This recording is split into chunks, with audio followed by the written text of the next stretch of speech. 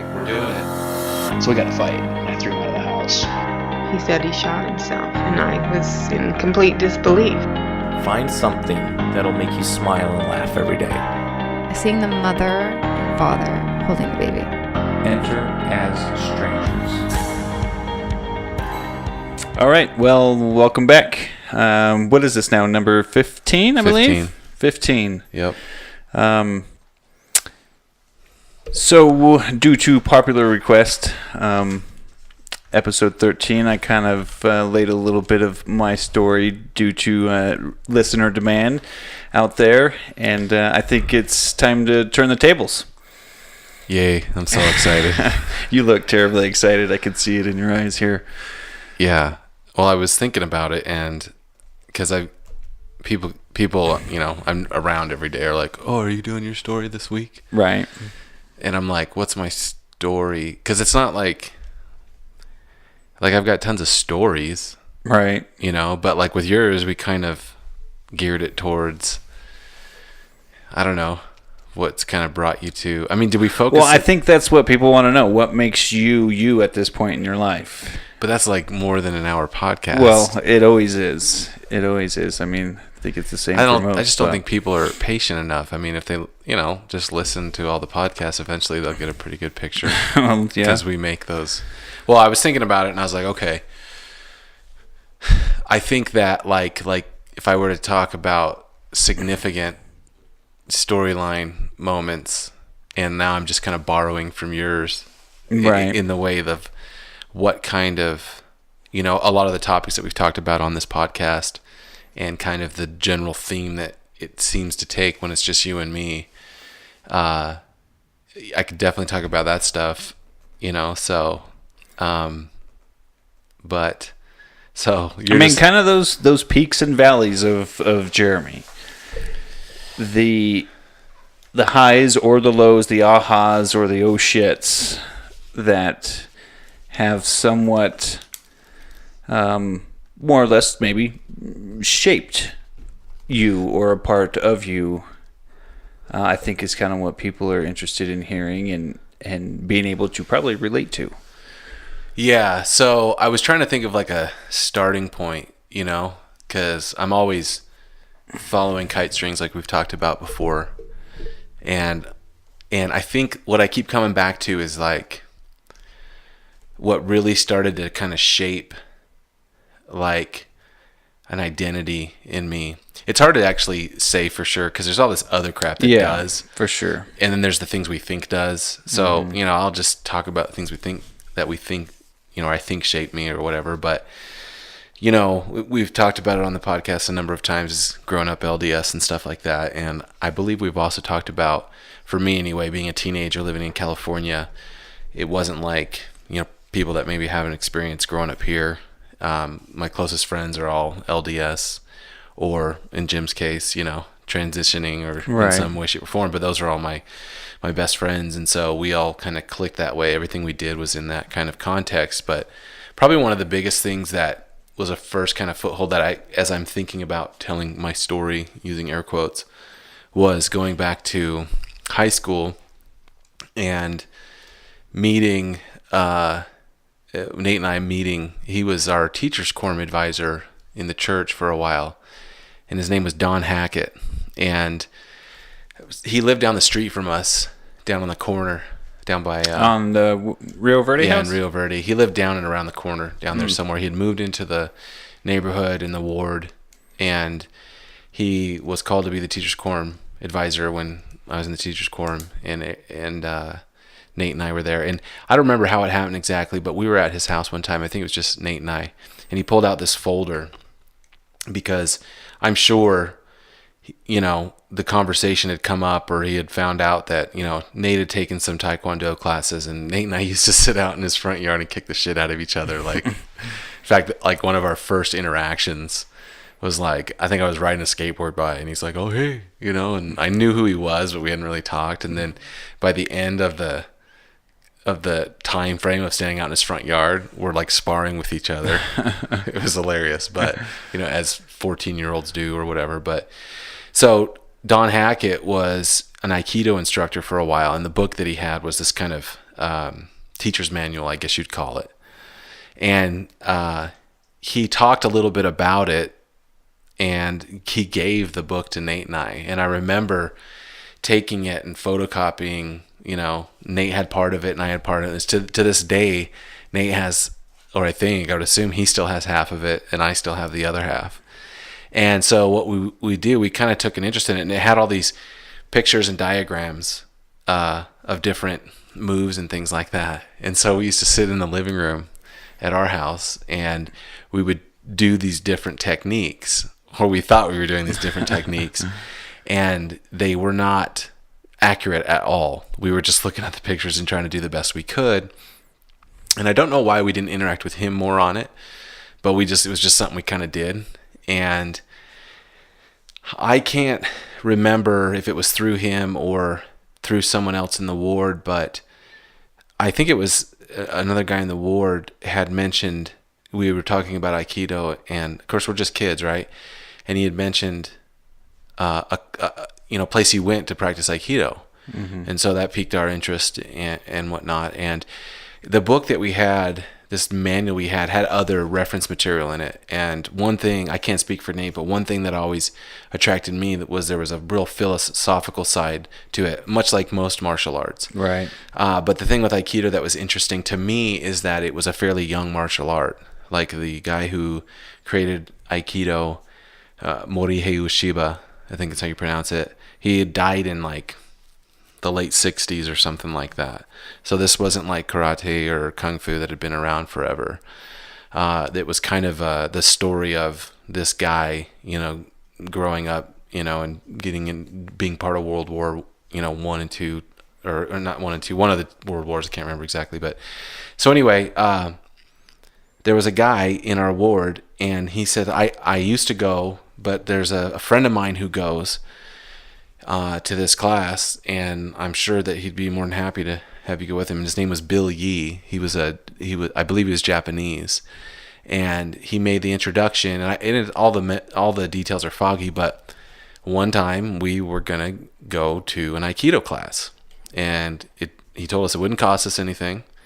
We got some gis, and we hopped in the car with this guy and drove to this place for not Aikido. knowing this guy at all. You just kind of hopped in. We knew him through this member in the ward or whatever. And back then it was like, yeah, you just kind of hop in. And I remember, I think he had like an old Subaru or something like that. But he used to drive, and he would hold the steering wheel with both hands. But in both hands, he would only hold the steering wheel with like his thumb and 2 fingers. And he was this real intense, real quiet, short Japanese guy. And he was probably in his 40s at the time. So he's like, yeah, I'll take you to this place. It's not a traditional dojo or anything like that. So we're driving on the freeway on Highway 99 heading south towards Stockton. And we're driving and we're driving and we're driving. We pass Stockton and we're driving, and it's evening, and we get out to an area. I don't even remember the road. It was an area called French Camp, which was this small little town or whatever. But basically this place was an hour and a half away from home. Wow. And we drove, I still remember it clear as day. We get off the freeway, we're driving down this long, and everything out there is all, farmland, orchards, and rural, like that. So we're driving along, and we're driving down this road, and there's almond orchards nearby, and we get to this point on this country road, which is a paved road, and we turn into basically an almond orchard. So now we're driving down a dirt road. We're driving down a dirt road, and you're just driving in an orchard. And as a 14-year-old kid, you're starting to think, where the hell is this guy taking us? No, I was excited as hell. Like, oh, what's going on here? We make another turn, and I can now see like a house and a few outbuildings and stuff like that. And we pull in to this person's basically farmhouse, right?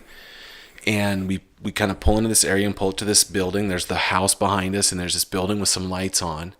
And the building had no windows. It's like an old outbuilding, huge kind of like barn style building, right? And the door was open, and I remember seeing, as we pulled up, this giant of a man, all dressed in a black gi and hakama and everything, in there by himself, doing movements. I think he had a bow staff in his hands, and I'm like, oh, this is the real deal. We go in there. It's an old rundown building, but there's a mat on the ground. Just the three of you, no other students. Yeah, just the three of us, no other students. And we make the introduction. His name was Bob Hastings, and at the time, you know, as a teenager, was probably one of the more impactful people in my life. Right. Well, he wasn't Mormon or anything like that. I don't even think this guy Bill Yee was Mormon. Bill was a brown belt in Aikido. And we go in, and he asked us how old we were, asked us kind of what we did. We were sitting there on the mat, knowing none of the traditions of what you do, right, the bow and all that stuff, at least initially. And he talked to us for a while. And I remember his big thing was always piss and vinegar. He was an old HVAC guy, right? And he seriously was probably like 6'4", 6'5". He had kind of longer, stringy hair, right? But real cool guy.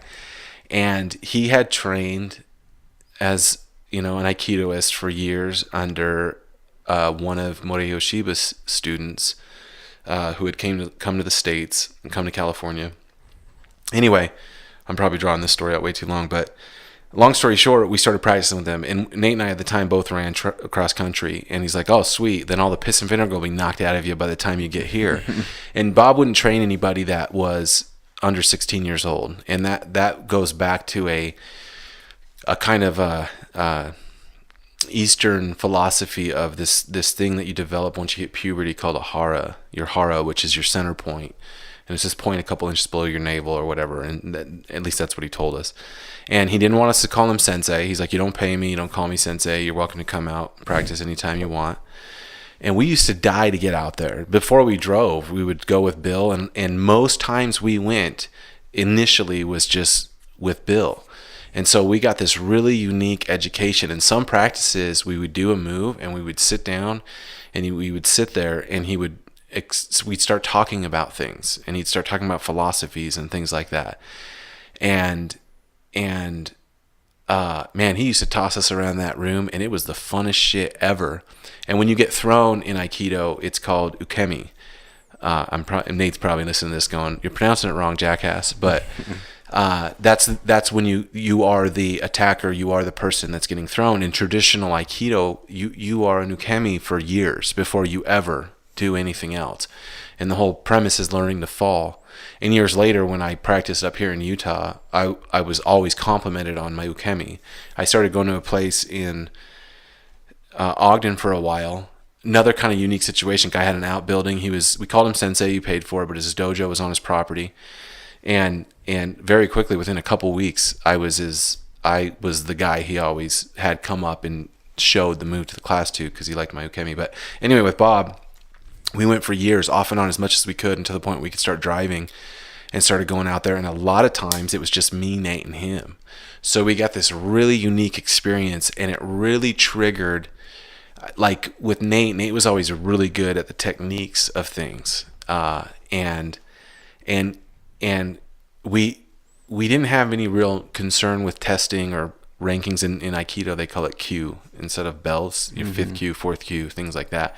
And Bob had given us some literature on what was in those things, like the testing levels and stuff. And one day we were there, and he's just walking us through different things, and we're doing them. And then he's like, all right, you guys are fourth Q now. We're like, what? But I never had this drive. You know, he talked about an dojo in Stockton where he trained for a little bit and blah, blah, blah.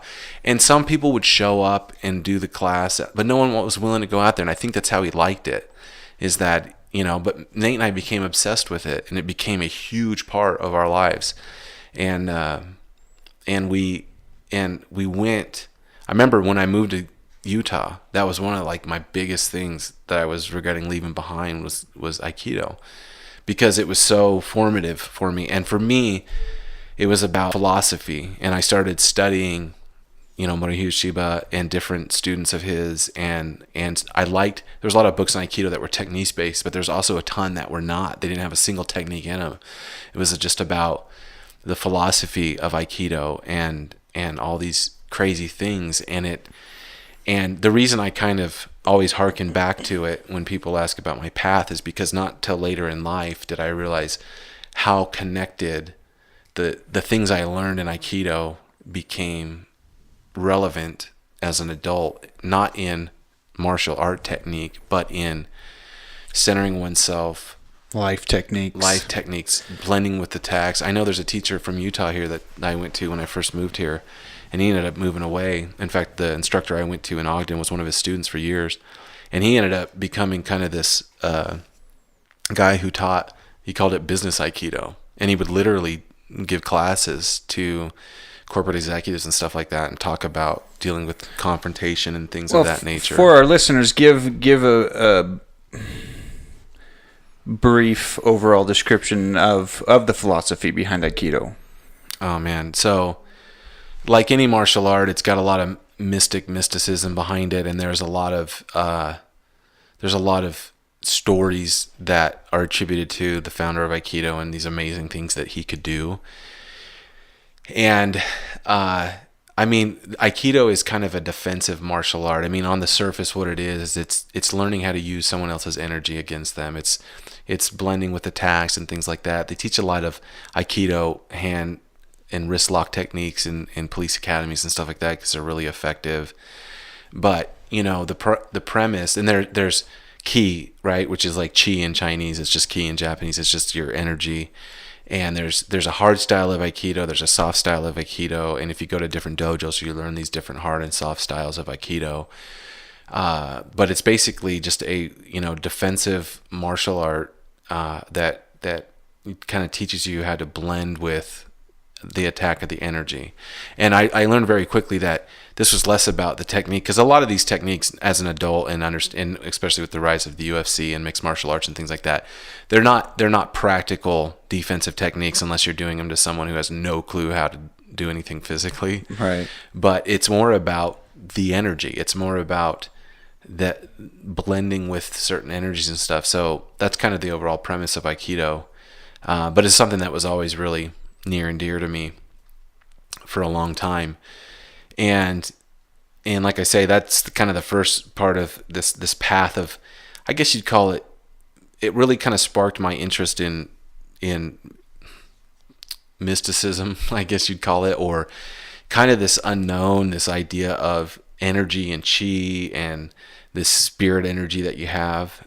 So fast forward, I moved to Utah, and I take some classes at a few different dojos, and the styles are a lot different. The experience is obviously way different than I had experienced, because I just had this old dude who would teach us and talk to us, right, and was a real teacher and mentor, right, to us. But so I did it for a while up here and whatnot, but life went on, and kind of keeping along the story path of, what's brought me to kind of my way of thinking is, I lived here. I guess most people may or may not know this. So when I lived in California, my senior year, I got someone pregnant and had a baby, but didn't have the baby. I moved here after I graduated from high school, moved to Utah, and the girl that I got pregnant was from here originally. Pretty immediately after high school, right? Right, like 2 days later. Okay. Grandma came down for graduation. I think the next day. I mean, had you already planned to move at that point, or was it a spur of the moment? No. Let's go. Because she had planned, she was a year younger than me in school, and she had planned to come back to Utah because her mom lived here and her dad lived in California. And so it was something that I had already, before I even met her, because I met her halfway through my senior year, or a little before halfway through, and fornicated, got her pregnant. But I had decided before that to move here after I graduated, because it just seemed like there was better opportunity here than in California to do what I wanted to do after I graduated, which was doing mechanical drafting. Anyway, so moved here, and had Ashley she was born when I was 19,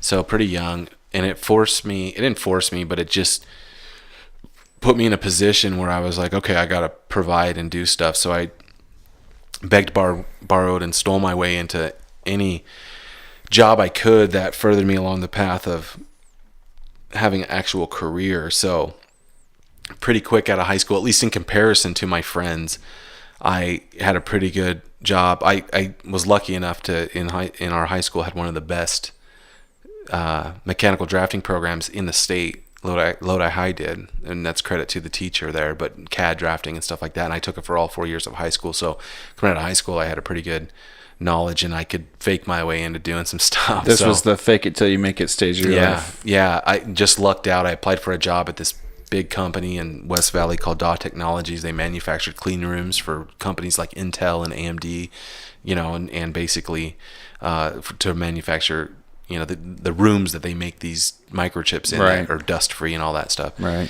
And the only reason I got the interview, I had no experience. I had a portfolio of stuff from work, competition work, and things like that, but was because the guy who got my resume had family back in Lodi, and they were in a different ward, but I did know the family. And really, he called me in because he's like, oh, well, you know the blah blah blah, and I'm like, yeah, and then he goes, I really don't have a position available, but there's, one of the other directors in a different department does. And, and that's I crazy. An interview with that guy and got the job. So anyway, had Ashley and was a young parent and had plans to make it work with her mother, got engaged type of thing. Right. Never got married, thank God, because wasn't at a place where that would have made sense. Right. Just those things, man. Just those things. I got a weird story within a story. I had gotten an apartment in preparation for us to get married and her to move in. She was living in her mom's house. Ashley had been born at this point, and so I'm just trying to make it along and had this apartment, and this is before cell phones really, and it was pager time back then. And Bill was staying with me for a couple days or weeks or something because he had just gone through a big breakup and he was heartbroken and stuff. And we were up at my house, at my apartment, and we decided to go get something to eat. So we got ready and we went over to D's on Highland Drive and whatnot. And it's so funny because I remember I'm not a cologne wearer, never have been, but I remember I had some, sprayed it on me or whatever. My daughter's mom showed up at the apartment. She had a key to it or whatever. And this shows you just young and immaturity. I don't think she listens to the podcast, so I'm not too worried. But we get home from there. Of course, you got a house phone and stuff. And my door's open. I'm on the 3rd floor. I can see the door's open. I go up there. We walk in. Bill and I both walk in, and my apartment is trash, dude. No way. It's trash. Bookshelf. All the books are on the floor. Couch cushions turned over. And Bill looks at me, and she comes out from the bedroom. She's like, I don't remember what she said. She had this look on her face. She's like, where were you? It's like, we just went and grabbed something to eat. She didn't believe me. She thought I was out with some. Bill just turns and walks out of the apartment, So just an illustration of, she's like, oh, it smells like cologne in here. You got to put cologne on and go to dinner. I'm like, well, we just went to T's, but it just shows how young and stupid and not ready for relationships you are. So,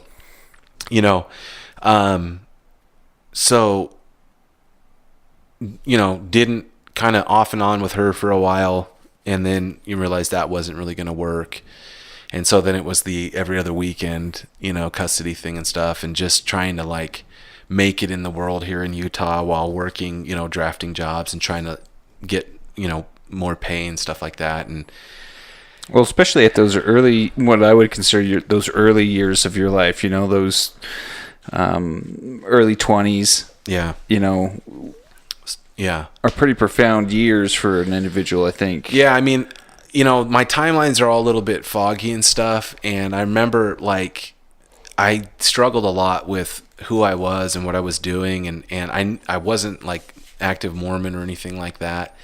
That's another story in and of itself, is that kind of that transition out, which I mean, those are the experimental years where you're unsure of direction, you're unsure of life choices, But I was very focused, though. I was very career focused. I just wanted to continue to become a better draftsman thought about going to school and stuff, but I knew school wasn't for me at that stage in my life. And so I just worked as much as I could, and I learned how to use computers. I remember bought a Packard Bell computer, which they don't even make anymore, from RC Willey, financed it. And, you know, this old school computer, and I just sat in an apartment and I freaking bought books at Barnes and Nobles, and I learned programs that were interesting to me, right? When I worked at DAW, the internet was first around, and I was made friends with the IT guy. This is before, only certain people in the company had access to the internet. Right. He gave me access to the internet. I used to stay late after work, and I taught myself how to code HTML, and, you know, pretty early on was building web pages and just ridiculous. You know, I think I built a Journey tribute page at the time, which was funny because somebody in Finland or something came across it and it was a magazine, and they put some of my 3D artwork, Journey artwork, in the magazine. I wish I still had that. Oh, thing, really? Yeah. So, you know, I took an interest in that kind of creation of the visuals and stuff like that. Anyway, like I said, everything's really vague and stuff, but, you know, the relationship with Ashley's mom went on and off for a while. I had some roommates, lived in some different places. You're right. I was doing, you know, when I, you know, wasn't with her, I was kind of dating people or whatever, but I was still very career oriented and got interested and got hired on at a web company doing HTML, and then that transitioned into learning how to do Photoshop and design stuff. So I always had a pretty good aptitude for learning programs pretty quickly, which served me well, because that's all my, 20 plus years as a graphic designer, and, you know, not a day of school, which nowadays isn't a big deal, but back then was. Right. You know? Yeah. So, you know, somewhere along the way, I'm trying to think how this all kind of relates to, you know, the theme of the thing here.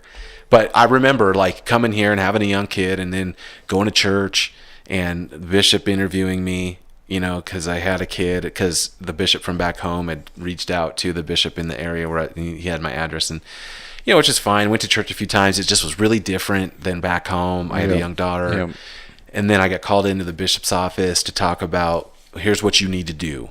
Here's what you need to do to repent for your sins of having a child out of wedlock, blah, blah, blah. And I just remember thinking, yeah, I'm not going to do that. And they were like, well, you have to. And I'm like, why? You know, so there's this thing, well, you'll be disfellowshipped and all this stuff. And I'm like, okay, I guess I'll be disfellowshipped then. Great. And then I just stopped going to church, but I still carried that guilt, that entrenched Mormon guilt that Jim talked about on an earlier podcast, you know, for years, and ended up getting married to Layla's mom, which was a childhood friend that, family friend that we'd grown up with, and Right. They, about a year after I moved to Utah, you guys moved up here, and then our family friends, our, you know, Dad's former business partner and soon to be new business partner and Mom's best friend, you know, they moved up here, or part of their family moved up here, and, you know, long convoluted story short, ended up marrying Layla's mom, who was, like I said, a childhood friend. You know, years and years later, she'd already been married once, was going through divorce or whatever. And, you know, we were married for 5 years, and we had Layla, and she had 2 stepsons, that I got involved with her. It originally started because I needed a place to live, and she said I could rent her unfinished basement, you know, but we'd grown up together and kind of had little, you know, teenage fling Right. and stuff like that when they Right. come to visit and, you know, Right. make out sessions or whatever. And so living in the basement didn't last very long, and we just developed a romantic relationship, ended up getting married, had Layla. And I'm kind of fast forwarding through all this because it's, you know, a huge story in and of itself, but ended up about 5 years afterwards, and then Layla was 2 years old, separating, and it was pretty rough, you know. I mean, there's a million reasons why or whatever, but for me it was pretty rough because I had a family, same kind of thing you were talking about, you know what I Right. mean, with your experience. Had a family. Now I moved out, you know, I had to go move in with mom and dad. I had a 2-year-old daughter. What was really rough for me was that, you know, she had gotten into a relationship pretty quickly, you know, and then all the bullshit that comes along with that, another man, daughter, and all this stuff. And I remember, you know, I was working, I had gotten a job at a company in Sandy, and it was a pretty good job with some cool people, you know, and it was like I was doing design work and stuff like that. And I remember going through the separation stuff and just being so depressed, you know what I mean? I'd fall asleep at work and stuff like that. And I remember being at that job and being outside one day, just taking a break and sitting on a curbside in this kind of business complex next to some trees and kind of having this moment of like, this kind of, it's kind of unrelated, but this kind of moment of release from like the guilt of growing up super religious, you know, because that was always nagging me in the back of my head. Well, maybe if I do this, things will get better or whatever. Sure. Yeah. During this time, and you and I were kind of talking about this before the podcast, in that thing where it says, find something you love to do. Right. Mm-hmm. For me, I think the better advice is find something new that you can get into, i.e. a podcast. But back then, it was really, I kind of call it my dark time. It had a lot to do with the divorce, but it was also, I think, looking back, I just didn't know what I was doing or where I was going. I had a young, Layla was 2, Ashley was I don't remember, I think they're 6 years apart or something like that, you know, so she's a young kid too. Yeah. And she had lost her stepdad, which is, again, another crazy story, and maybe we have Rainer to talk about that, but suicide by cop kind of thing, you know. Mm-hmm. guy made a few wrong decisions and went down a path that wasn't too good, and suicide by cop. And so, you know, I'm going through all this stuff, and I remember just, you know, being depressed and just not knowing. I mean, I remember you're lost, no direction. No direction.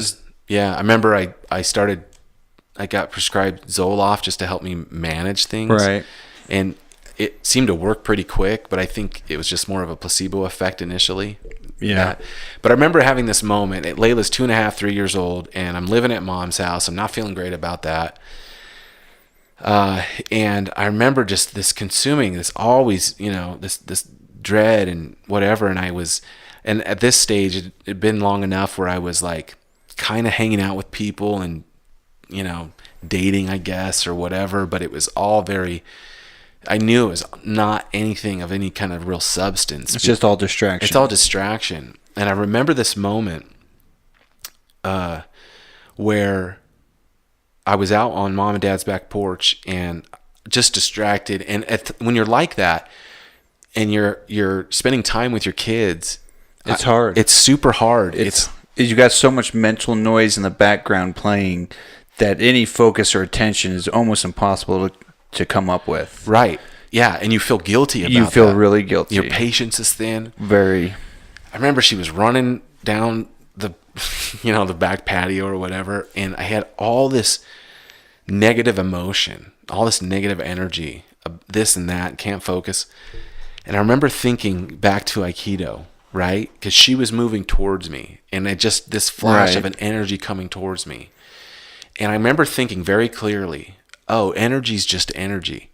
You know, you can label this positive, you can label this negative or whatever. And so I thought, here's what I'm going to do. I'm going to try something. I'm going to take all my energy, all that pain, all that lostness, and I'm just going to focus it as energy, preferably positive, into my daughter, right? Because at the time, I was spending more time with Layla than I was with Ashley. And Ashley was a little bit older, obviously, and stuff, and she lived further away and blah, blah, blah. But I thought, I'm going to focus all my time and energy into Layla, right? And at that time in my life, I always kind of harken back that in a lot of ways, she kind of saved me. Now, that's a kind of dramatic term because I'm sure I'd been fine either way, but in those moments, she kind of saved me because it gave me something to focus Gives on. you purpose. Yeah, I'm in a like, way. when I feel this way, I'm just going to focus my attention on my daughter. When I feel this way, I'm just going to focus my attention on my daughter. So now that started to give me a little bit of somewhere to direct my attention. And then around that same time, I've told this story in the podcast, but I'll go over it real quick again.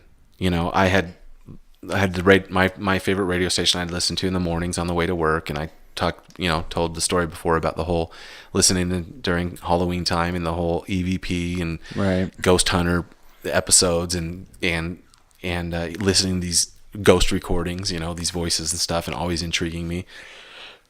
And around this time is when I was, at a movie and saw a trailer for the movie White Noise with Michael Keaton, and they played an EVP that I recognized, and it's from a recording in the Capitol Theater in Salt Lake. And that's when I called up Bill and I said, hey, let's start seeing when we record dead people, right?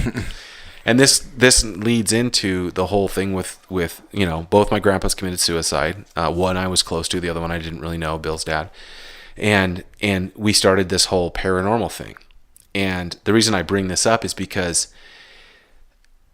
it has a lot of parallels. It's like anytime in life when coincidences start to happen, it's like you're paying more attention to the things that are around you that aren't very apparent, or the universe is slapping you in the face saying, pay attention, pay attention.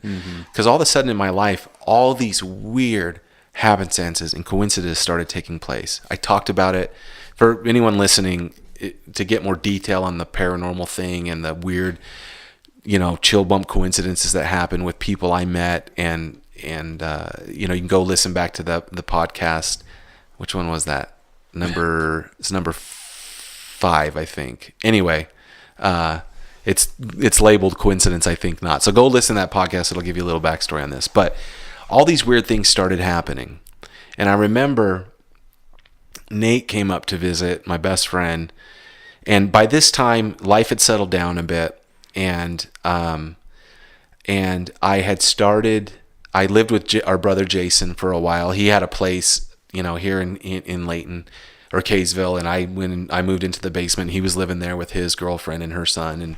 And so I was living there, and I was doing all this ghost stuff and recording and having these great adventures and weird things happening constantly. But it gave me this thing. It gave me this study to focus on. Right. And I just went deep into it, and it really satisfied something in me. It was like the unknown. And I remember Bill saying to me, is this something we should be messing with? Because you grow up religious, you're not supposed to mess with that stuff or whatever. But my thing was always like, if you can take a path and find out truth, and if it's there to be discovered, if we weren't supposed to discover it, why would the opportunity be there? That's kind of how I always looked at it. And a big thing for me at the time was trying to make contact with Grandpa. Again, refer back to that podcast. But at this time, I life was better. I was, my level of partying is probably, a 2 on a scale of 1 to 10 compared to most people. Right. But remember, I went straight from high school to having a daughter and being responsible. I didn't really have this. So this whole dark period for me was a real experimental period. I was hanging out with people that I'd met through X, Y, and Z, and, drinking a lot, getting drunk, which never was my thing or whatever. And just, doing this, doing that, meeting girls online to go on dates and stuff like that. And so, but as I started to focus the paranormal stuff, everything started to kind of give me a direction. That's when I met Lexi, and that we actually met online. We met on MySpace, believe it or not. MySpace, wow. Yeah, well, this was what tells you, right? You're dating yourself here. Yeah, I know. But this is what's funny when you look at it. It's kind of embarrassing to say, but a 12-year relationship, but it started as an online relationship, which is funny. And I was just playing a numbers game.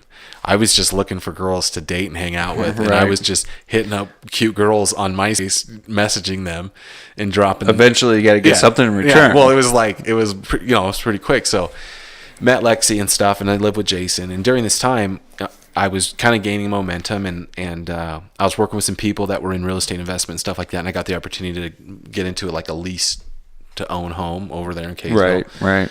which was cool. And that's when the paranormal stuff really took off, because I had that tough shed in the backyard that we added onto and made like an office/ghost investigation hut. But at this time, the thing that was happening is like I was developing a relationship with Lexi, and she was coming out of a separation and divorce. And what was weird is I started to have this kind of sense of something bigger, right? That wasn't like a religion, just something bigger, these unknowns and things like that. And it was during this time when I moved into that house that Nate came up to visit me, and he's like, dude, have you ever read this book, The Peaceful Warrior by Dan Millman? I was like, no.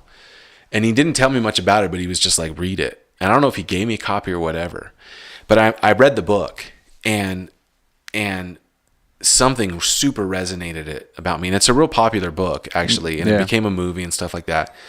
So if you've never read it, give it a read. It's good. And there was something real familiar in it as I'm reading through it. And Nate knew this because he'd read the whole thing, but the guy who wrote the book was an Aikidoist, right? So a lot of the story in the book, and the book's written in a way that it's like, was this a real story? Because a lot of what this guy's, it was a story based on his life. He was a gymnast at, I think, Stanford or something like that, Olympic hopeful and stuff like that. But it was interjected with a lot of stories, and anyway, the book really spoke to me, and I always thought it spoke to me because it had these Aikido underlyings, these philosophical underlyings to it. And as soon as I read that book, this kind of shift started to happen, where this different kind of way of thinking started to enter into my life through coincidence, and it was all kind of also tied to the paranormal, and it's really hard to describe it. And one time I diagrammed this out of how in our lives one thing leads to another, and something that seems so innocuous in our past, but it set us up for something we're doing now. And if you can find those links, it's really powerful. But like, even starting Tribe One, going, oh, well, I did that. It was in preparation for this. It's what led me to here. It's, it's this weird daisy chain of events that are real powerful. If you think about it, it gives power to the old, everything happens for a reason. Right. So, and this is the time we've talked about this, is when some way, shape, or form, and I can't remember how, but The Power of Now book I got into my hands. And this was still, a time in my life when, like, I'm dating someone else. It's starting to get serious. Lexi had 2 little girls that were Layla's age, but we dated for a long time where the kids didn't interact or whatever. And I was obsessed with the paranormal stuff at the time. But I read The Power of Now, and this whole watching the thinker, and this idea of this time in my life was just really hectic with new information, and it's really hard to articulate, but it was really changing me as a person. I'm still dealing with ex-wife stuff and all that bullshit that goes along with that, child support and things like that, but I was really managing my life, where I had a place, good job, bills are paid. It's really managing my life, and this thirst of, this is around the time that The Secret came out, right? And which could be a podcast in and of itself. And The Secret was this huge movement of something, but there was always a piece missing from The Secret, and I think we figured that out really quick, only because of the other stuff that we were kind of getting engaged in. Yes. And I keep tying it back to the paranormal, and it's not that things were happening in the more paranormal stuff that we did, the more these weird coincidences happen, right? You'd meet this person at the right time, and it would lead you to this, it would lead you to that. But this awareness thing started kicking in, right? This awareness thing. And this is around the time we started really going to the desert too.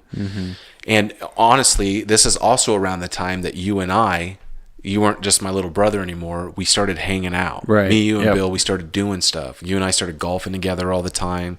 So we created this relationship. So I obviously still have this kind of, I think that having a kid young causes a lot of trauma, You know, you don't realize it because Yeah. it's your kid and you don't want to sign it with Trump, but it does. It changes who you are.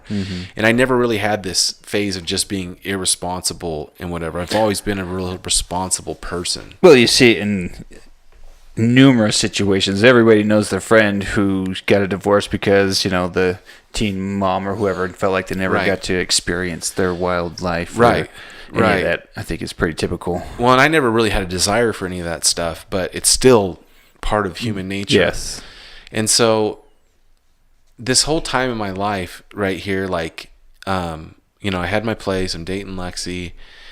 And at the time it was interesting because I'm learning all this. I just always refer to it as awareness stuff. Okay. Yeah. This awareness training. And I'm soaking up every book I can, every, you know, thing online about it. I'm discussing it. We're discussing it ad nauseum all the time. Constantly to the point it's annoying people, you know? And like I said, like I refer to it, Lexi being almost people like, you're talking about this again? Well, especially back in those years, honestly, it wasn't a mainstream idea either. It wasn't very socially accepted yet either. Yeah, The conversations. I always wonder that. It seems to be more front and center now. By far. But I don't know if that's just our perspective has changed. Because this shit's been around forever. It could be, but I don't know. Yeah, I don't know. The internet changed a lot of that. Yeah. Things like The Secret changed a lot of that, Yeah. right? And then, of course, Oprah changed a lot of that, to be honest with you, because she had When Eckhart she Tolle had him on on. and the book clubs and things like that. And so, The cast from the guys from The Secret were on there right. at one point. Yeah. Well, and that's the thing. Every book I read correlated and it connected to the other thing. And it was like, shit, there's this level of being. And I remember learning, enlightenment is not enlightenment. All enlightenment means is shining a light on the dark, right? So, and dark isn't even kind of a misleading term. It just means shining a light on parts of yourself that you're not aware of, right? Like, why do I do this? What is this about? How am I this way? What do I think about this? Introspection. Introspection. So I started to have this kind of buzz about me, and at the time, I can't even remember how long Lexi and I had been dating, but her daughter was, I remember she lived in Bountiful in this apartment, and I was over there hanging out, and her daughter had been sick. Mikkel had been sick a lot, and at the time she's like 5 or 6 years old, 7 years old. And I remember saying to Lexi, I'm like, you should take her into the doctor. Like, something's not right here. And long story short, she got diagnosed with leukemia. And so that started this whole kind of thing. And you know, at the time, I think Lexi and I had been dating a year or so. So, I mean, depending on who you are, you know, that's dating someone that's a while. You get to know someone that way and stuff like that. And at the time, I'm using my awareness terminology and things to kind of navigate having someone I care about's kid in the hospital constantly. And really, Lexi was in the hospital nonstop, so I didn't see her a lot, you know. And but also feeling like, and this is the trick and the illusion of, and this is a lesson I learned, and I think it's a lesson you all go through. We've talked about this before, but I was using my newfound enlightenment of awareness to try to help Lexi navigate. And we'd have these long discussions about things. And I remember, this is what life's about. This connection with people, talking about shit that really matters. Right. Now, that wears thin after a while, especially in a relationship. Yep. But also what wears thin is like you're having these aha moments of things, and you have this desire and drive. You want to share it with everybody. You want to I don't, what's the religious term? Proselytize or whatever it's called. Right. You want to be like a missionary for the thing. And that's a thing of ego sneaking in the back door going, listen to me, look what I have discovered. Right. And it took a long time for me to kind of realize that that's what that was. And eventually you kind of come to like this baseline where you don't lose that desire, but you realize you can't bring it. You can't force it on anybody. You just got to be an example. Yeah. And so, but all these, what's weird is when you're in that state, right, where you're challenging yourself, where you're learning about yourself, where you're noticing the synchronistic moments in life, the quality of life goes up because you're paying attention more to the little things. and those little moments and things like that. And so you're more aware of what's going on, and you start to live outside outside those blinders a little bit. The blinders start to come down, right? So this kind of whole time frame really kind of started to change the way I thought. It made me realize, basically all this rambling I'm doing made me realize there's a part of being that is more than your mind, right? And that the mind is a tool. Yeah. It's not all end all. And I was talking to somebody a while ago, and they said that they were talking to someone about this kind of thing, right? Awareness, mindfulness. Right. And their daughter had said, you talk about it like your mind is a separate thing, and it's not. And this is a young person that doesn't really have a gauge on things or hasn't had a lot of life experiences. And I'm not saying that's a young person thing, because there's a lot of older people too that don't think there's anything more than what you think. So anyway, that whole time frame just kind of shaped who I was, or who I was becoming. It kind of made me change the way I thought about things. To be honest with you, I had some pretty unique experiences in the desert that also were mind expanding and eye opening, that gave me a different perspective on things. And I think I learned through that time frame as best I could that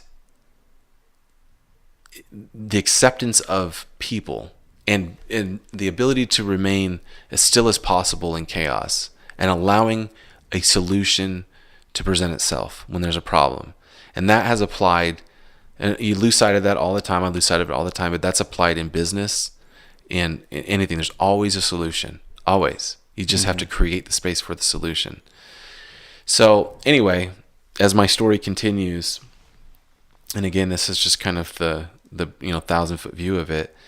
Lexi and I, we decided to move in together, and she forced me to move in with her.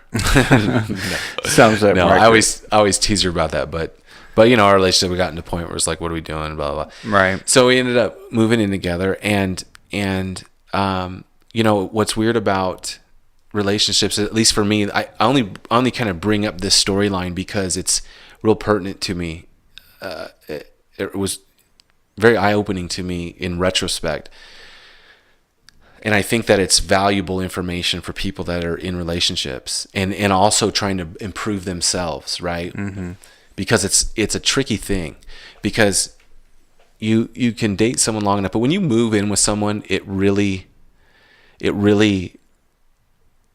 shows you things about other people, and it mostly shows things about yourself. Right.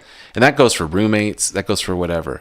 And the only reason I'm using this as an example is because I was married, obviously live with somebody, but I didn't have the perspective of awareness, of watching the thinker, of that there's this other level above the mind, right? That there's a spirit to us. Excuse me. So I move in with Lexi, and everyone has their baggage. We talked about this before, and Lexi had her baggage, and I had my baggage. You had your baggage that you had brought into your most recent relationship and stuff like that.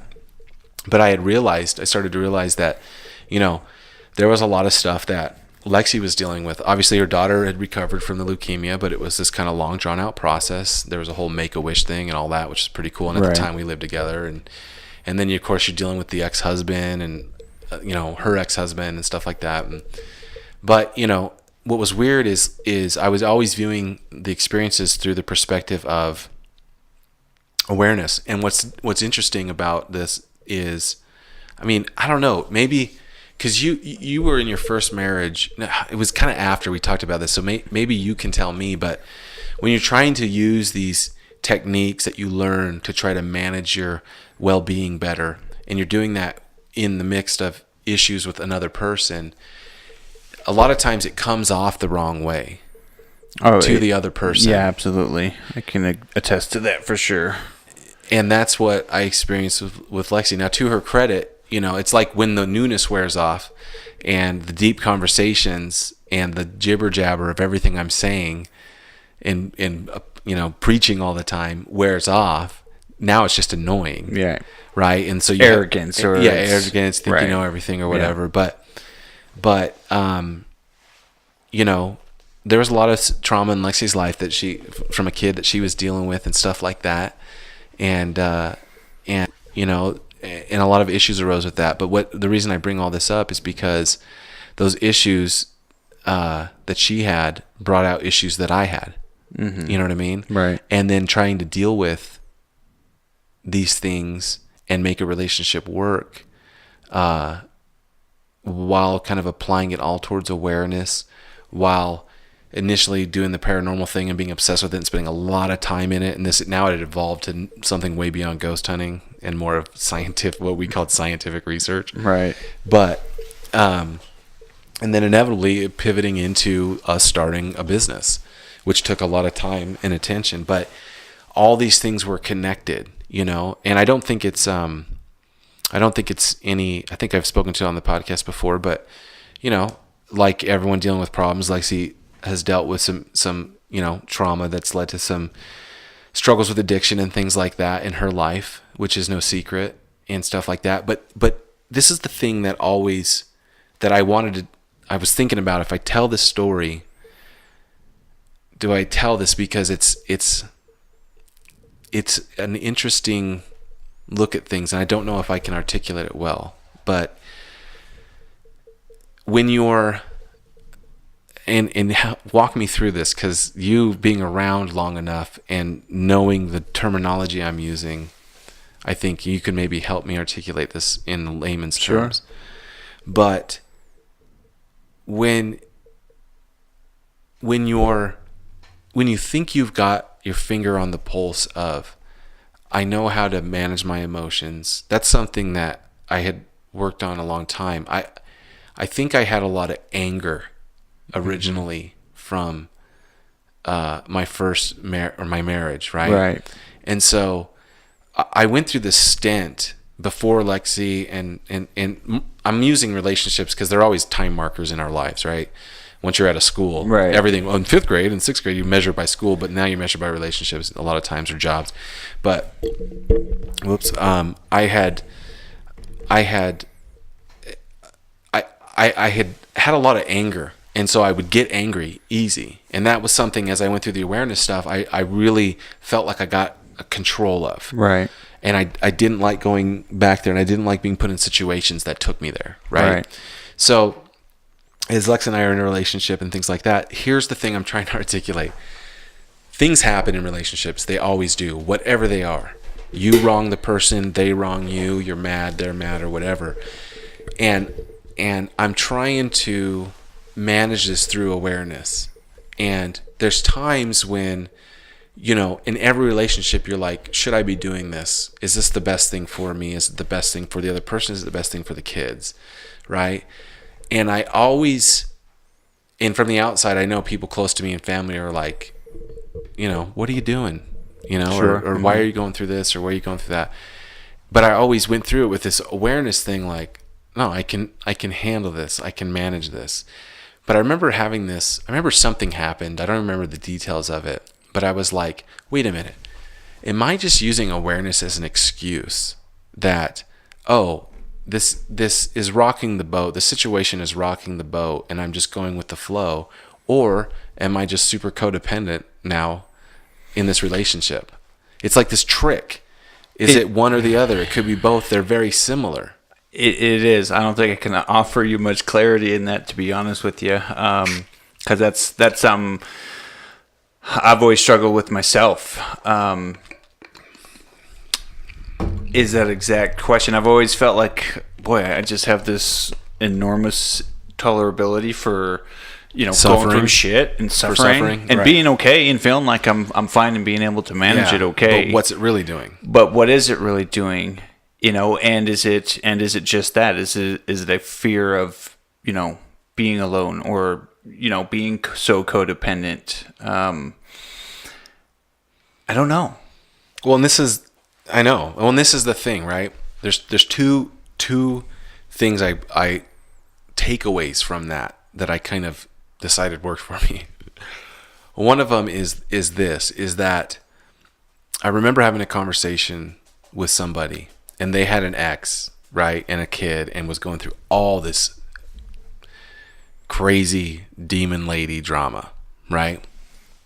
And my friend was like, he made a comment like, my friends think I'm a pushover because I just kind of, I kind of give in to what she wants to do that, whatever. And I remember saying to him, just not because I was trying to be wise in any way, but just going, well, do you feel like a chump? Do you feel like a pushover? And he was like, no. I'm like, well, then you're not. So it gave me this, you know what I'm saying? It's like, yeah, that's how I always equated in my own your mind. emotional state. I don't feel any less me. Now you got to be honest with yourself. Right. But like if you go through something, right? If you go through something and you're like, no, I'm good. I've managed it. I've let it go. I don't know, man. It's hard to articulate. It is. Right? Because especially in relationships, is because you build a system with a person, right? And we unconsciously or consciously do things and say things and manipulate situations to make the person feel bad, to make the person feel good, to do all this sabotaging or all this stuff. And that's where, like we talked about this in the podcast before, realizing that a lot of times people make choices and take actions that seem to be very related to the moment and to the situation you're in, but really are being taken because it's driven by some deep past something. Right. Why do you do this, or why do I do that? And it's because of X, Y, and Z is why I do this and why I do that. And that's the thing that, like, as an overall lesson I've learned over the years, probably the biggest lesson that I've learned, man, my thoughts are jumping all over the place, is that trying to be honest with yourself, because we're so quick to just trick ourselves and lie to ourselves. Oh, yeah. But that overall lesson that I've learned is that, man, again, I can't really articulate it, but if you can realize there's many things bigger than you out there, right? And that if you can, again, blend with the attack, whatever that is. An attack is a very harsh and negatively connotated word, but blend with the energy that's coming at you and remain still enough to deal with the situation and have clarity and try to, at least in the moment, buy into that idea that there are no problems in the now. Right? Which is very difficult. That, it can improve your quality of life. And it goes back to the discussion we had when you told your story, the whole pain body thing, right? If you can manage the situation in a way that's more watching the thinker, then you'll store less of that negative energy in your being. Yes. And then it'll have less impact on you. It won't come out years later or months later or days later or whatever it is. But I mean, you get what I'm trying to say? I do. Again, it's one of those things that becomes really hard to articulate a feeling in a way. And I mean, that's the best compass I've come to know of myself, at least, in the whole, well, am I being codependent? Am I really okay? Am I being truthful with myself? Like you said earlier, the mind is a powerful tool, both positively and negatively. But it is just that as a tool. It's mainly the ego's tool is truly what I believe the mind is. That's where it lives. It can't live in your heart, in your body. Yeah. So that's my compass between where I feel it. Is it something I'm feeling coming from my thoughts, from my mind, or is it something I feel in my soul, in my heart? Right. And that's kind of my compass to judging a situation of sorts where I may not know intelligently or, consciously the heads from tails. Yeah. And I trust in that. Yeah. You know what's weird? As you're explaining that, right? Which I echo, I realize here, because I'm thinking back as you're talking, I'm thinking about some of the stuff I just talked about, right? Mm-hmm. And I didn't get really detailed into any one specific event or moment or moments or whatever, because I realized it goes back to it just doesn't matter, right? Mm-hmm. I could sit here, and it might be entertaining. I could sit here and tell a specific story if I really thought about it. With all the meat and potatoes, all the dressing, everything to it, for sure. But I'm inclined to not even go there because my state of thought doesn't really rest there. You know what I'm saying? No, I do know what you're saying, and unless someone was asking me a specific story about something, right? You know what I mean? But like, I could talk about when I was married, all the ups and downs, all the shit I did wrong, all the stuff I did hurt her, all the stuff she did to hurt me. You know, But you're so far removed from it at this point. Yeah, especially that. You know, it's, again, human memory being as flawed as it is, you know, and being only one perspective of the situation, it does feel like a mute point to even try. Yeah. And go to those details. Right. In the context of what we're talking about here, especially. Because, again, it just doesn't matter. It just doesn't matter. Now, people will argue, well, it's made you who you are, and those things are important, and they're good lessons for other people, but it's all bullshit that everyone... as a whole, sure, it helps. Yeah. But the details... I have a hard time even remembering the details. No, I do too. Of the good and the bad. This is something we, you know... Tish and I would kind of go through during small arguments or what have you. You know, she would often ask me to recall a specific event or, well, when did that happen? Type thing. I can't fucking tell you. I think that's the difference between men and women a lot of times. It is. Like, that's so far removed from me, and it's not something I'm choosing to hang on to. I couldn't give you an example. Yeah. Because it's just not in my line of focus. Yeah. Yeah. Exactly. Well, and that just speaks a little bit to the state of where people reside in how they perceive and view the world, you know? I think that's why forgiveness has always become very easy to me, which I think is another reason that we were talking about earlier. Am I feeling am I intolerable to just a bunch of shit? Or... Some people would say that you're just a sucker. Right. If you forgive. Right. You know what I mean? But like... Nah, I don't feel like a sucker. This is something that... I remember this. This happened in the dark time when I had a relationship with this girl for a very short period of time. Nice enough girl, I guess, or whatever. Crazy. What's weird is every time I started getting romantic with her, dude, I'd get these severe nosebleeds. Severe. Like I've never had before. Satanic shit, yeah, bro. Like I was way into the paranormal stuff at the time, right? And I was like, dude, is something trying to sell me? That's a sure red flag, dude, to just turn and run. Yeah, like, dude, weird. Like weird. Anyway, during this time I dated this girl. I remember talking to her about something, and she's like, well, you know, I don't think she wasn't speaking to me necessarily, but she's like, well, you got to earn my trust. And I was in the midst of all this transforming and learning new concepts and all this stuff, and I still subscribe to this, right? I get the concept of trust is earned. But when it's a first time interaction with someone, I don't prescribe to that philosophy. I don't either. Trust is not earned. Trust is given first. Yeah, because here's the thing, right? And people would say to me when I say that, I remember saying to her, no, I'd give you my trust out the gate. And she's like, yeah, but then if you get burned, you're not protecting yourself. But I just subscribe to the idea that it's better to live your life. It's more fulfilling to live your life giving that trust to begin with than it is to be that cynical, guarded, I don't want to get hurt. I don't trust you. You got to earn my trust before I open up. This is a big thing. It's such a waste of time. It is. This is a big thing to me, and I think it all comes full circle. Conversation I was having with Bill just earlier, actually,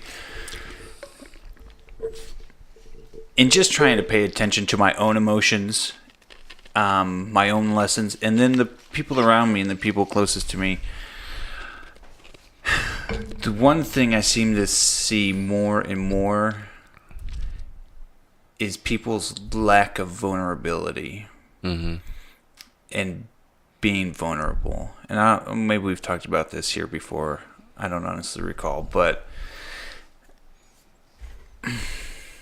just that, being guarded, being guarded, and having those walls up, and not allowing yourself to be vulnerable when there's just so much growth. I think that's where the biggest avenue of growth comes from is our ability to be vulnerable.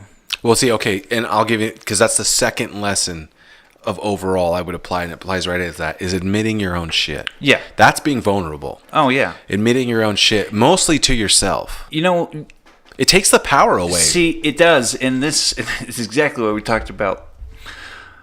Admitting your shit, owning your shit. Absolutely key. Mm-hmm. I talk to people, friends, family, so on and so forth throughout time, and it's always brushed by. It's always very vague. Well, I know I've got my shit to work on. And that's it. That's the end of the story. And to me, that's not owning your shit. Right. Call it out. Right. Say it. What is it? Call it out. If nothing more, I think it's a fear of being held accountable at that point. You say it out loud, you're now held accountable, hopefully by yourself, right, but possibly by those closest to you. Well, admitting it to other people too is very... It's scary. But it's very... I bet you liberating. You know how free you feel? Dude, you know what's funny is like when someone's calling you out on your shit and you go, yeah, you're right. Yeah, I do that. It's blending with the attack. It's so disarming. It is. It catches people off guard, especially if someone wants to really engage with you in an argument. Yeah. And you just go, yeah, no, you're right. It's like, what? No, I want you to... Well, now you're just being an asshole because you're agreeing with me. Yeah, no. You dickhead. No, yeah. Yeah. Because that's just... But owning your shit, right? Like... You gotta do it. And it's not about... I mean, dude, we're such complex creatures, right? Yeah. And like, we get so good at fooling ourselves that our behaviors we will see in other people, and we will think they're disgusting people. Mm-hmm. But we do the same thing. Mm-hmm. But that's that whole. It's always different if it's you doing it, right, than if it's someone else doing it. Mm-hmm. And that's what you gotta like. Oh yeah, dude, I do that. I'm actually trying to think of an example right now that I could use, but in my own personal experiences. But well, I'm sure there's plenty of them on all sides of the table. It's I don't know. I think, just again to reiterate, I guess, I think vulnerability is key. How do you truly connect to somebody relationship wise if you're not willing to be just fully vulnerable to it? And that's and people are scared of that because it leaves you open to attacks, and it leaves you the stigma with it. Oh, well, if you're vulnerable, now that's some kind of weakness, right? Well, this is something that that I was very aware of. Now, I don't think I'd really fully learned the lesson of I don't like the term owning your own shit. Right. I like admitting it better. When I was, when I got to a certain stage in a relationship with Lexi, it's using the guidelines of a relationship is just very relatable to most people. It is. To most adults. For sure. Right. But I remember kind of going through this process of just, not that I was admitting my own shit, but telling her things about myself that I had done in the past that I might have not ever told people before. Mm-hmm. Things I may have been ashamed of, or that I did in a moment of intoxication or whatever it was, because I wanted to not really have skeletons. I wanted in the future tense there not to be a moment where I could be like, oh wait, you knew that about me. I told you I done that, or I was this way, or this happened to me. Mm-hmm. And being vulnerable, and not, you gotta be careful in a relationship, especially if you're, because it takes a while to really know somebody, to really understand what drives them. I don't know if you ever do. You may never do. You may, that might be absolutely true, but you don't want to dump all your shit on someone. No, I mean, this isn't first date material. No, it's over time, to be like, this is what, I mean, in all honesty, and I don't think he'd mind me saying, but Jim's been a close friend of mine for years. And as he's going through this transition stuff, I have conversations with him, and he's and it's an upended kind of thing that his family has to go through, specifically him and his wife. And he'll mention something about his wife this or he that and all this, and I'll be like, well, what does she think about that? I don't know. Well, what's her preference on this? I don't know. And I'm like, I don't understand why you don't have the answers to those questions on what she likes in regards to this, what she dislikes in regards to that. It's like, well, we just have never really talked about that stuff. And like, it's a real eye opener, because I think everybody's that way to some degree, but it's that thing. It's like, why do we waste so much time with the surface? You know what I mean? Of ourselves. I mean, in retrospect, that's a lesson that I currently find myself learning, In what way? in that deeper connection, especially with a romantic partner, a life partner, Sure. and so on. But yeah, I mean, it seems like, it's also trivial on the surface. Yeah. I got this kind of motto, right? Don't suffer fools, which isn't like a new motto. It's just what you hear. But like, and this is something I'm trying to get back. But this idea of just get to the meat of it, get to the heart of it, whatever it is. Any interaction you have, get to the heart of it.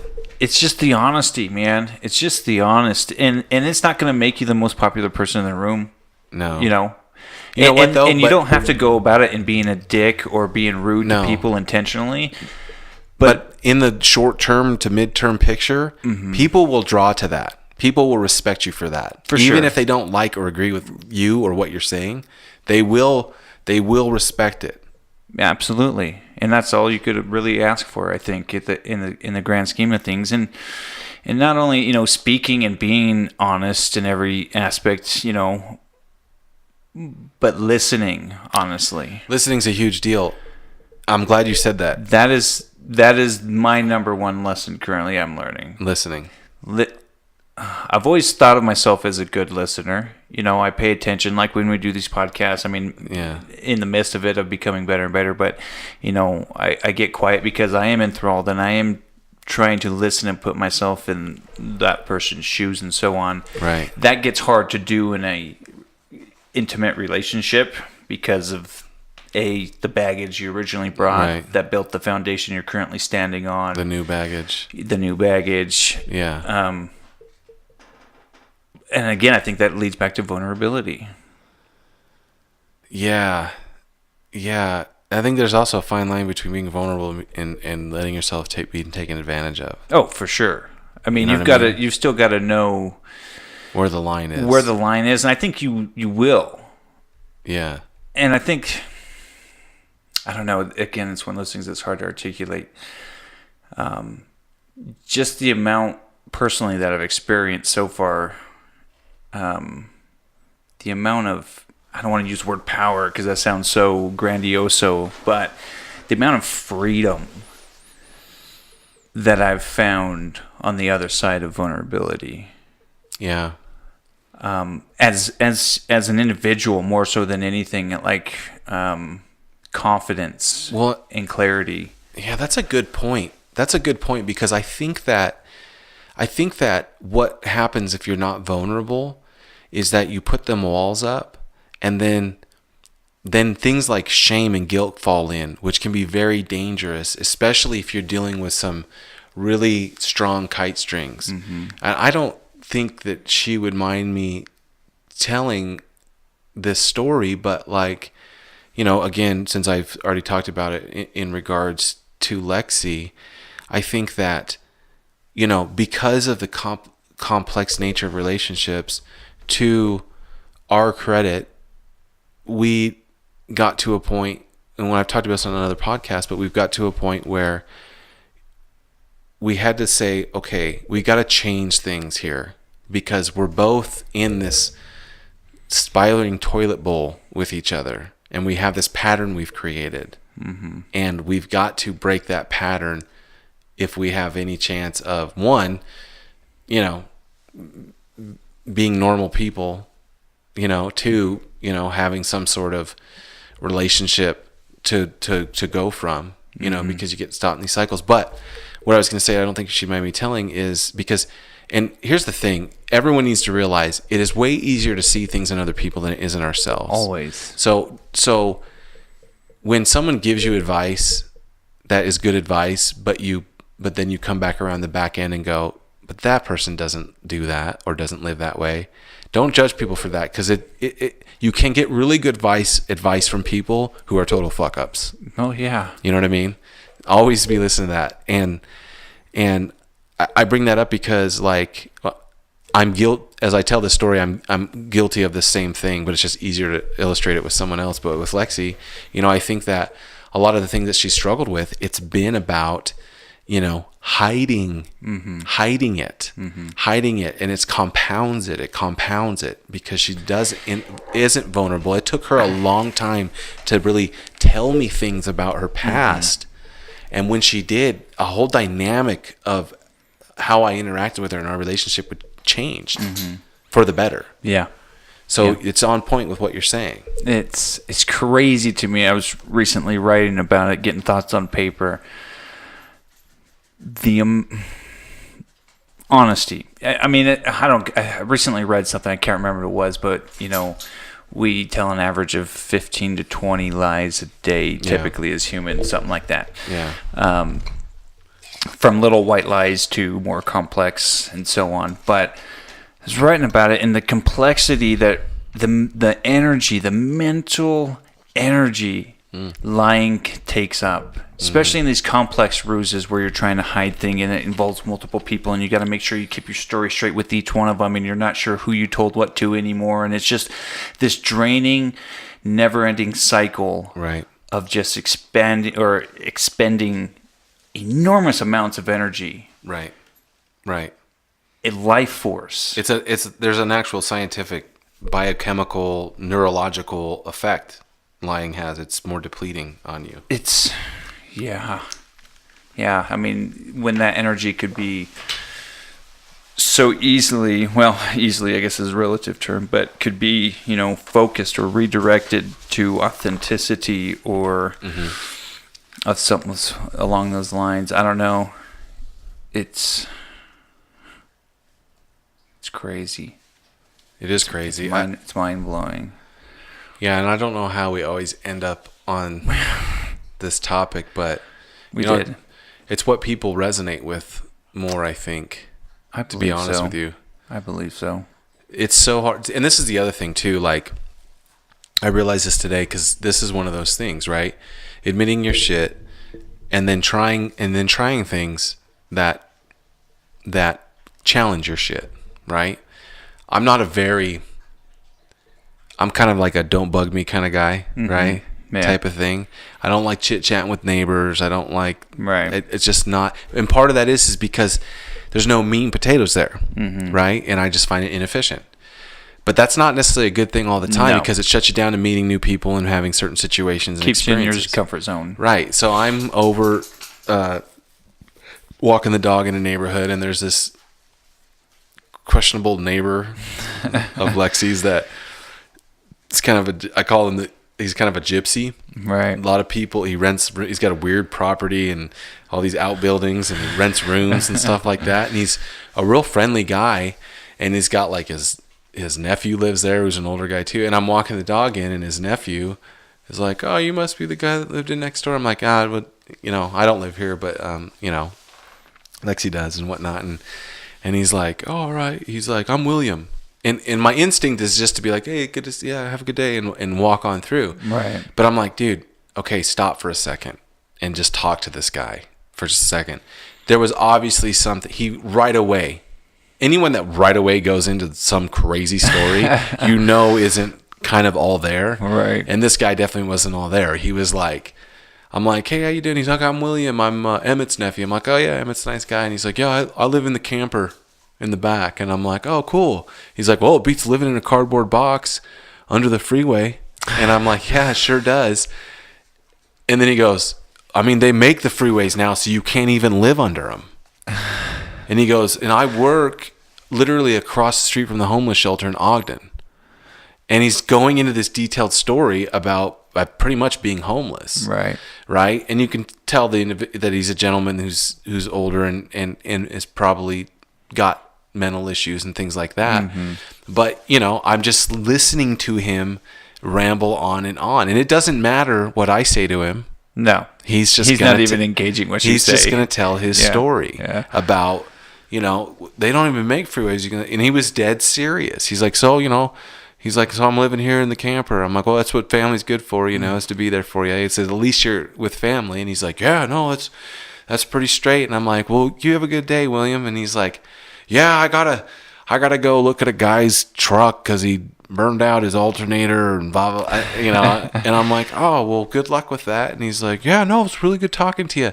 And honestly, the conversation was very one-sided. Right. And I could walk away going, that conversation served no purpose for me. But it's like a scripture I'll quote. When ye are in the service of others, ye are in the service of the Lord. Right. But it did do something for me because it broke a pattern. I stopped for a minute and I listened to somebody else. Right. Just practice if nothing else. Yeah, just practice if nothing else. And, not to be altruistic, but, maybe it made his day a little bit better to be able to tell people about they don't make freeway on-ramp overpasses like they used to. Right. You know what I mean? For sure. So, but yeah, I think that, that's one of those things that listening, like you're saying. Yeah, I think it's key. I'm guilty of poor listening skills. And I got no problem admitting that shit. Yeah. It's something that it's a lesson for me. Yeah. It's just a thing. It's a thing we do. It's a thing. You're always trying to think of the next thing to say, especially if you're engaged in a heated discussion or debate.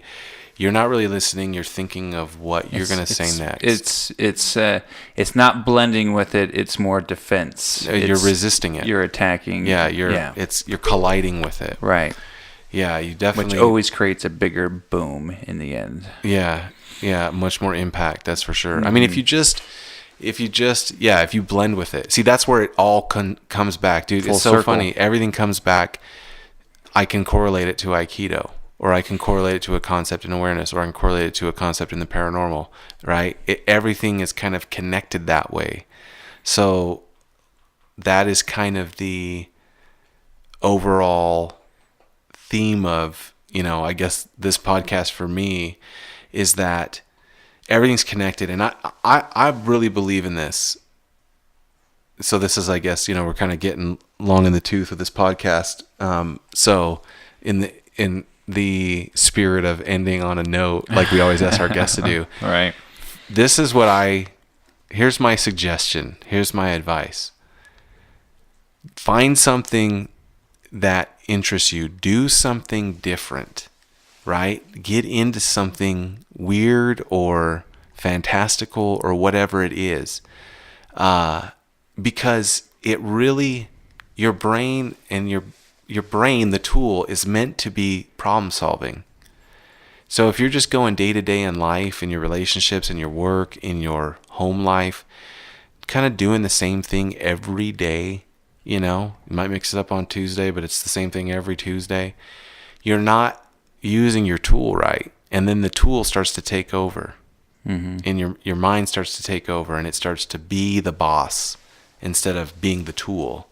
So learn new things, try new things, do new things, get into them, even if people make fun of you for getting into them, because it really will kind of jump you or connect you to the next thing, to the next thing, to the next thing, Yep. We lose that as we get older, I think. I think that's something that is easy when you're a child. I think one of the greatest gifts that ever bestowed upon us was our imagination. As mankind, and you ultimately lose that as you get older. You don't use your imagination like you used to when you were a kid. Yeah, use your imagination. It's true, man. That last night you were at my place, and after you left, I was sitting there, and I had that wireless charger thing that I got, right? Mm-hmm.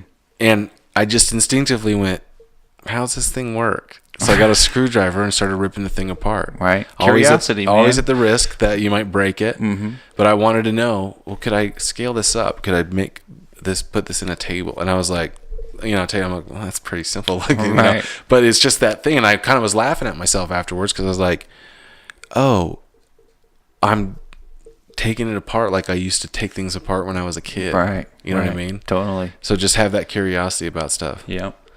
All right. Well, I hope that is enough of my story that satisfies the people that have been asking me to tell my story. I'd rather have someone just ask me specifically about something and then I could tell a story. Well, if you want to ask him, you can reach him at 801-499. Don't give my phone number out, dude. Oh, sorry. Don't give my phone number out. No way. All right. Come on, give me your final nugget for the podcast. I'm going to stick with that big V word. Vulnerability. Challenge yourself to be vulnerable in whatever small way you can to start with. I think you'll remember you're always one step away from whatever it is. Right. Take that step. Be vulnerable. Be open. Yeah. It's way easier. Just try it. Just try it. Just try it. I think you'll be surprised. Sweet. All right. Thanks for listening, everybody. We will talk to you soon. See you later. Bye.